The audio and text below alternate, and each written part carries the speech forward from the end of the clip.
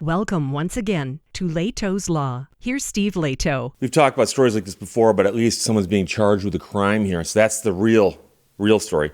Jeffrey sent this thanks a lot from CNN, and Sarah Smart and Zoe Satil wrote this. 2 Alaska state troopers have been charged with assault after violently arresting the wrong person. And by violently arresting, we're talking about they beat the person up, and actually it's ugly. It's ugly. 2 Alaska state troopers have been charged with misdemeanor assault after using pepper spray, a taser, and a canine while arresting a man on a warrant that had been issued for a different person. They had the wrong guy. And yes, they used the canine as a weapon. And I have a problem with that also. I understand that there might be occasions where having a barking dog at the end of a leash pulling might help you somehow get people to back away or something. But when someone's on the ground and has been pepper sprayed and tasered to instruct the dog to continue biting this person, to, I don't know, get them to give up struggling, I think that's too much. But a sergeant and the canine handler, two different police officers here, have been charged with fourth-degree assault for the incident which happened back in May. Commissioner of the Alaska Department of Public Safety made that statement at a news conference, saying, I've been with this department 33 years. I've never seen any action like this before by an Alaska state trooper. Because of their actions, there was significant injuries to the person that went to the hospital that was in that vehicle. And the guy was in a vehicle that got pulled out of the vehicle. Like I said, he's the wrong guy, but he got beaten up and injured. An arraignment is scheduled for September. The 2 troopers broke out the rear window of the man's car, pepper sprayed him, tasered him, and ordered a police dog to repeatedly bite him while attempting to arrest him, authorities said. It wasn't until officers took him to the hospital that they realized they had gotten the wrong guy. Now, he did have the same last name as who they were looking for, and they were related, but he was the cousin. So they're looking for the cousin, they find this guy, and this happens. The 2 troopers originally responded to a car parked in a public right-of-way on Alaska's Kenai Peninsula, southwest of Anchorage. The car was registered to a man with an active misdemeanor warrant, according to the spokesperson. And I apologize if I mispronounced that place in Alaska. The 2 were placed on administrative leave following the incident, and the dog is no longer in service. So it appears that the dog has been fired. And I hate to make light of this. For all we know, the dog may have been injured. But sadly, there was a trained canine who's no longer working for the state police, and it might have something to do with this. CNN has been unable to determine if the 2 have obtained legal representation. The troopers attempted to speak with a man who they said was hidden in the rear of the vehicle. They ordered him to get out of the car, and they told him, we have a warrant for your arrest. It's an active warrant.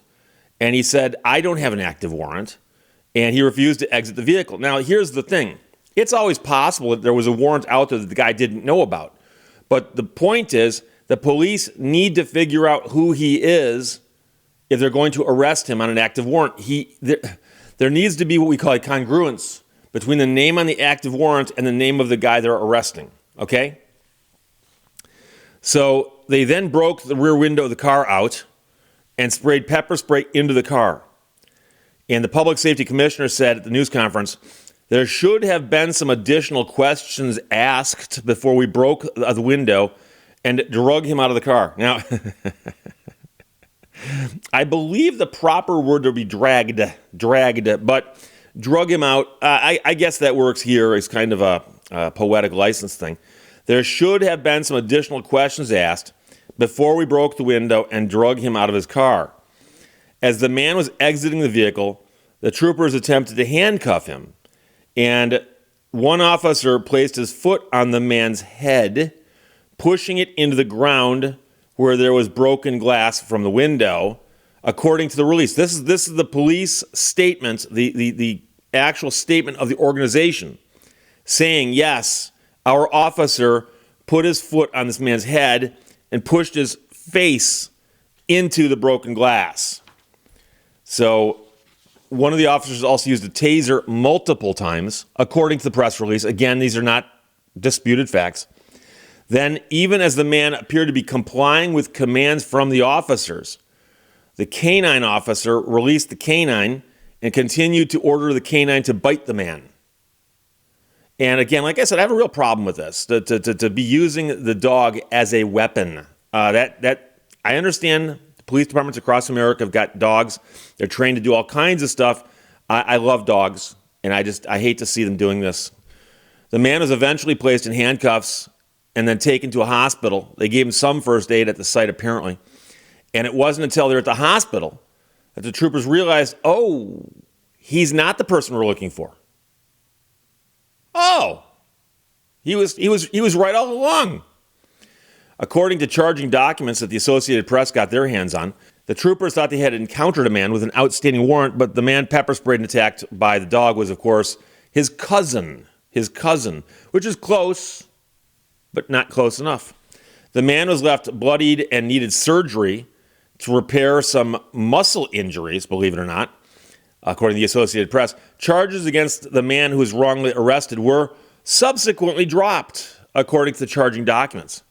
I'm not sure what those charges might have been, but an educated guess might be that they charged him with resisting, because that's something they often do. And in the days before body cameras, stories like this wouldn't have made the news, because the police would just say, yeah, the guy put up a gigantic fight. He was attacking us. So the man who's in charge of this, and speaking on behalf of the organization, the police, said, personally, when I reviewed the video, I was totally sickened by what I saw. Authorities have said they will not release all of the body camera video until the investigation is complete. So some of it, I believe, is out there, but not all of it. And I understand them hanging on to it during an investigation. But sooner or later, it has to be released, and it will be released. So the two of them were placed on administrative leave following the incident, and the dog is no longer in service. But no answer as to why the dog's out. Let me be clear, says the spokesperson.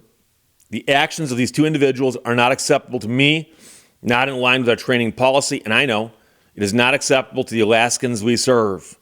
So that was a police department, troopers, state troopers, now stepping up and saying, yeah, these guys did something wrong.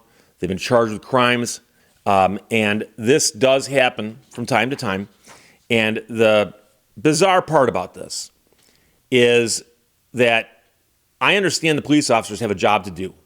They have a warrant. They're looking for a guy. This car is connected to that guy, and there's a guy in the car. Your first thought is, we got him. We got him. But you still got to identify him. You can't just assume, the guy in this car must be the guy we're looking for. That's a stretch. That's a stretch. And so I've seen a lot of videos, and there are a lot of videos on YouTube. There's a whole rabbit hole you can go down, and it's a big one. Of people who refuse to get out of cars for police. Police show up, for whatever reason, approach the vehicle and say, step out of the car. The person won't step out of the car. Now, how that ends, I've seen it where the police issue the person a stack of tickets and let him go. I've seen it where the police bust the window out of the car because the person rolls their window up and they open the door up and drag the person out. And I've also seen it where they're concerned the person might be dangerous. I've actually seen it before. They bust a window out and spray tear gas into the car. I've seen that. But it's almost always different. It's case by case. It's got to be. And the question is the person you're looking for dangerous? And do you have any indication that this person is dangerous? And how good are the facts that you're working on here? And the interesting thing about this, and this is one of the things that always bugs me, and I understand that, hindsight is 20/20, but if there's somebody in a car and the car's not moving and you're outside the car and you want to get them out of the car, they're not going anywhere. They're in a parked car. I've seen it before where another officer shows up and puts a car in front. I've also seen it before where they take out the spike strips and lay those underneath the tires so the car can't leave. Now that the car's not leaving, you've got more time and more options, things you can do to get the person out of the car. So when you're trying to get the person out and they say, there's no warrant for me, ask him what his name is. Now, it's true the guy could lie. The guy could lie and make up a name. But if the guy says, my name is John Smith, and they're looking for Joe Smith, you go, okay, we have a warrant for Joe Smith. And if John Smith then said, oh, that's my cousin, you're looking for my cousin, you might be able to ask the guy some questions and see what he has to say. And I'm not saying that you let the guy go based on his word while he's hunkered down in the car. But it might at least be enough to plant the doubt in your mind to where you're going to do some more research. And you say, okay, if you really are not this person but this person, can we see some ID? What's your address? That kind of thing. And eventually they probably would have figured out, we've got the wrong guy. And it sounds like they went way overboard, arresting the wrong person. And that's a problem. So, Jeffrey, thanks for sending it. Originally published in CNN, but all over the place now. 2 Alaska State troopers charged with assault after violently arresting the wrong person. Sarah Smart and Zoe Sotil wrote that. Questions and comments? Questions or comments? Questions and or comments. You know what to do. Bye-bye. Thank you for watching Lehto's Law. Purpose is the reason you journey.